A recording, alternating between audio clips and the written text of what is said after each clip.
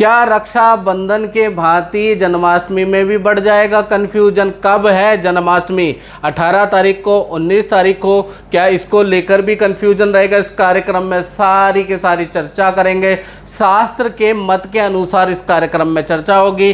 कब है पूजा का शुभ मुहूर्त? कृष्ण कौन है? इस बारे में चर्चा करेंगे इस कार्यक्रम के अंदर। सबसे पहले हम जन्माष्टमी को तय कर लेते हैं कि जन्माष्टमी कब मनानी चाहिए, कब कृष्ण भगवान का जन्म हुआ, इसके बारे में सबसे पहले चर्चा कर लेते हैं। तो कृष्ण भगवान का जो शास्त्रों के अनुसार जन्म हुआ है वो द्वापर युग में भाद्रपद मास कृष्ण पक्ष की अष्टमी रोहिणी नक्षत्र और वृषभ राशि के अंतर्गत देखा जाए तो भगवान कृष्ण का जन्म हुआ है। और इस बार जो जन्माष्टमी है उसके अंदर खासकर बात करें तो अष्टमी तिथि की महत्वपूर्ण है। अष्टमी तिथि देखा जाए तो 18 अगस्त को रात के 9:20 से शुरू हो रही है और 19 तारीख को रात को 10:49 में समाप्त हो रही है। यानी 18 तारीख की रात से शुरू होके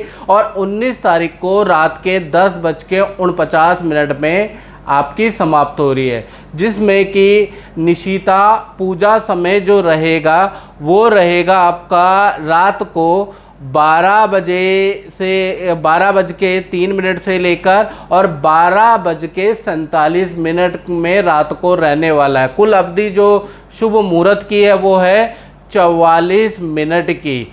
अब इसको विस्तार से समझाते हैं। कुछ लोग उदय व्यापनी के अनुसार 19 तारीख को मनाना चाहेंगे, कुछ विद्वान 19 तारीख को भी कहेंगे। तो यहाँ पर मैं पहली मत मैं बता दूं कि श्री कृष्ण भगवान का जन्म शास्त्रों के अनुसार अगर देखा जाए तो अर्धरात्रि की अष्टमी में हुआ है। तो उसके अनुसार 18 तारीख की अर्धरात्रि, यानी कि हम अंग्रेजी कैलेंडर के अनुसार देखें तो उस समय पे 19 हो जाएगी और हिंदू सनातन के हिसाब से 18 तारीख की अर्धरात्रि होगी उस समय पे। यानी 18 तारीख को हम गृहस्थियों के लिए, जो भी गृहस्थ जीवन जीता है उनके लिए जन्माष्टमी में व्रत पूजा करना अच्छा रहेगा। ये मैं नहीं कहता है, ये दिवाकर पंचांग बोलता है। राजधानी पंचांग भी यही कहता है कि 18 अगस्त 2022 में समार्थ मतलब जो कि गृहस्थ जीवन जीते हैं। और जन्माष्टमी हमेशा 2 मनाई जाती है। मैं पहले बना दूं, समार्थ की अलग मनती है, वैष्णव जो साधु सन्यासी उनके अगले दिन मनती है। आखिर देखा जाए तो पंचांग ने 18 तारीख क्यों दी है, उदय व्यापनी तिथि के अनुसार उन्होंने क्यों नहीं दिया, इसके बारे में देख लेते हैं हमारे शास्त्र क्या कहते हैं।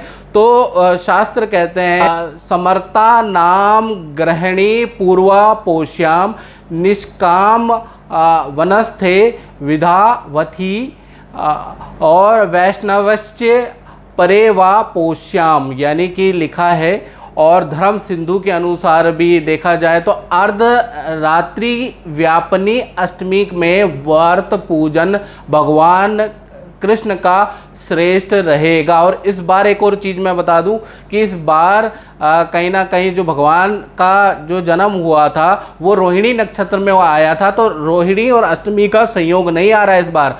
तो इसलिए याद रखिएगा कि अष्टमी तिथि महत्वपूर्ण है। और धर्म सिंधु के अनुसार भी अर्धरात्रि व्यापनी अष्टमी को ही व्रत करने की सलाह दी गई है।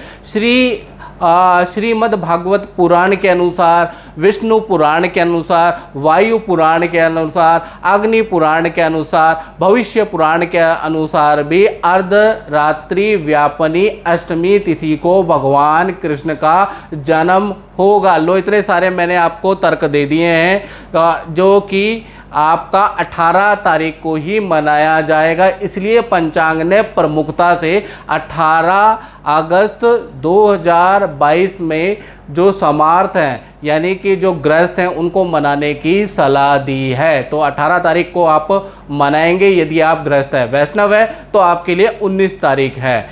अब हम इस कार्यक्रम में चर्चा कर लेते हैं, बहुत इंपॉर्टेंट चर्चा, और ये कार्यक्रम लंबा भी होगा मित्रों। कृष्ण कौन है, इस कार्यक्रम में हम चर्चा कर लेते हैं। कृष्ण कौन है आप भली प्रकार से जानते हैं। क्या जो रास रसाने वाला है वही कृष्ण है, या माखन चोरी करने वाला ही कृष्ण है, या बांसुरी बजाने वाला ही कृष्ण है, या फिर स्त्रियों के कपड़े चुराने वाला, इस तरह की लीला रचाने वाला ही कृष्ण है? कंस के अत्याचारों से दुनिया को मुक्ति दिलाई, या वो कृष्ण है? या फिर जिसने हम सब लोगों को गीता का ज्ञान दिया, जिसको जी कर हम धन्य हो जाते हैं, जिससे हम हमेशा मोटिवेशन लेते हैं, वो कृष्ण है? या द्रौपदी की जिसने रक्षा की, जिसकी लाज बचाई, वो कृष्ण है? ये आपको तय करना है कि आप कौन से कृष्ण को सुनना चाहते हैं। अब हम इस कार्यक्रम में चर्चा करने वाले हैं कि कैसे करें पूजा पाठ जन्माष्टमी के दिन। हालांकि मैंने कन्फ्यूजन आपको दूर कर दी है। अब सबसे पहले 18 अगस्त 2022 में आपको क्या करना है? आपको सबसे पहले क्या करना है कि सुबह उठ के स्नान आदि के कार्यों से निवृत्त हो जाएं, यानी स्नान इत्यादि करके आपका जो मंदिर है उसको भी गंगा जल से धो लें, सारी मूर्तियां गंगा जल से साफ करके रख दें, याद रखिएगा। उसके बाद सबसे पहले किसी भी पूजा पाठ को प्रारंभ करने से पहले गणेश जी का आह्वान होता है, तो ओम श्री गणेशाय नमः ये मंत्र बोल के दीपक और धूप जला लें, याद रखिएगा, ये बहुत ज़रूरी है। उसके बाद जितने भी आपके मंदिर में देवी देवता स्थापित हैं, कुछ के मंदिर में 2-3 देवी देवता होंगे, किसी के मंदिर जो है भरे पड़े होंगे, किसी के अंदर 5-7 देवी देवता तो एटलीस्ट हमारे हिंदुओं के घर में होते ही होते हैं।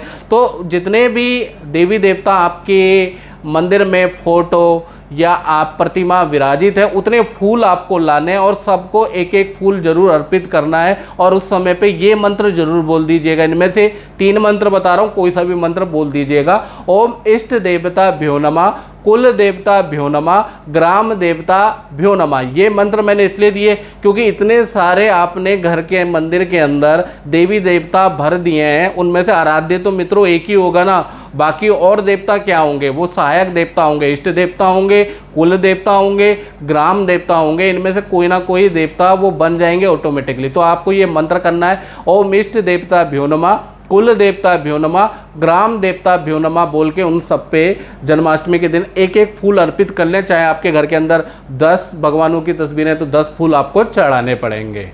फिर उसके बाद क्या करना है? उसके बाद आपको लड्डू गोपाल की प्रतिमा जो आपके घर में होगी उसको भी गंगा जल से साफ करके और या फोटो को गंगा जल से थोड़ा सा छींटे दे के उसके बाद झूला स्थापित किया जाता है। और एक मंत्र होता है, अगर बोल दें तो बहुत अच्छा है, ओम नमो भगवते वासुदेवाय कृष्णाय कष्ट नाशाय गोविंदाय नमो नमः।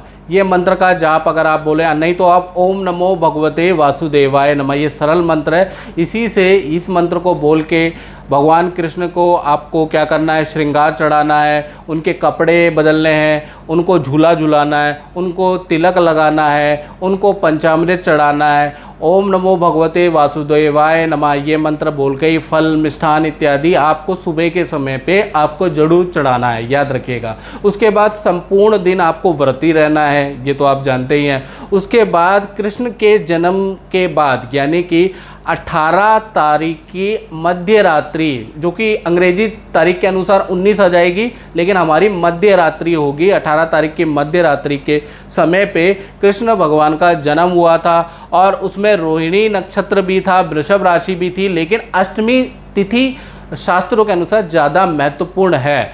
तो उस समय पे आपको क्या करना है? ओम देवकी सुत गोविंदम वासुदेव जगतपते देहि में तनियम कृष्णा त्वामहम शरणागता। यानी कि उस समय पे रात्रि के समय पे आपको आह्वान करना है, क्योंकि आप भी क्या कर रहे हैं उस दिन कोई ना कोई कान्हा के जन्म की आपके घर में भी प्रतीक्षा हो रही है, आप भी कान्हा के जन्म के लिए ललायित हैं। तो यानी कि मुझे भी आपकी तरह देव की सुध गोविंदम वासुदेव जगतपते देहि में तनियम कृष्णा त्वामहम शरणागता। आप वासुदेव और देव की आपकी तरह मुझे भी पुत्र प्राप्त हो, या मेरे घर में भी कान्हा है और मेरे जीवन का भी उद्धार हो, ऐसा आपने कामना करनी है। उसके बाद आपको क्या करना है? रात को जो 44 मिनट का जो मैंने आपको टाइम बताया है, उसमें आपको अभिषेक करना है। आपको किसी परात में कान्हा जी की फ़ोटो को ले लेना, या अगर कान्हा जी की मूर्ति को ले लेना और दूध में शहद, चंदन, इत्र डाल के, आपको ये मंत्र मैं बता रहा हूँ, अभिषेक का मंत्र, पूजन का मंत्र, इसका याद रखिएगा। इस मंत्र से आपको अभिषेक करना है। ये मंत्र है ओम देवकी नंदनाय विद्महे वासुदेवाय धीमहि तन्नो कृष्ण प्रचोदयात्। ये मुख्य अभिषेक मंत्र है, पूजन मंत्र है। दोबारा बोल देता हूँ, ओम देवकी नंदनाय विद्महे वासुदेवाय धीमहि तन्नो कृष्ण प्रचोदयात्। ये मंत्र बोलते हुए अभिषेक करिएगा। भगवान कृष्ण का आपको पूजन करना है तो पूजन कीजिएगा, भोग भी इस मंत्र से लगाइएगा। इसके बाद आपको भोग जरूर लगाना है कृष्ण को, और कृष्ण भगवान को भोग में आपको क्या करना है, आपको माखन मिश्री का भोग लगाना है, या फिर आपको लड्डू गोपाल को भोग लगाना है, लड्डुओं का भोग लगाना है, या आपके घर में 56 भोग बनते हो तो 56 भोग का प्रसाद आपको भोग लगाना है। तो कुल मिला के जो भी आप जिस प्रकार से भी सामर्थ्यवान हो, मैं ये नहीं कहता कि 56 ही भोग आप लगाएं, क्योंकि देख लीजिएगा कि पांडवों की यानी कि द्रौपदी से तो वो एक चावल के दाने में प्रसन्न हो गए। तो इसलिए मैं ये नहीं कहता कि भाव के भगवान भूखे हैं, भोजन के नहीं। याद रखिएगा, भाव बहुत इम्पोर्टेंट है पूजा में। मंत्र भी इतना ज़्यादा इम्पोर्टेंट नहीं है कृष्ण की पूजा में, इतना ज़्यादा जितना ज़्यादा इम्पोर्टेंट है भाव। तो याद रखिएगा कि आप मक्खन मिश्री का भी लगा सकते हैं, आप लड्डू का भी भोग लगा सकते हैं, आप 56 भोग भी लगा सकते हैं, या घर के अंदर हलवा खीर बना के भी भोग लगा सकते हैं। भाव से आप लगाइएगा, भगवान कृष्ण ग्रहण जरूर करेंगे। तो इस कार्यक्रम में बस इतना ही। आप सबको जन्माष्टमी की हार्दिक शुभकामनाएं। जय माता दी।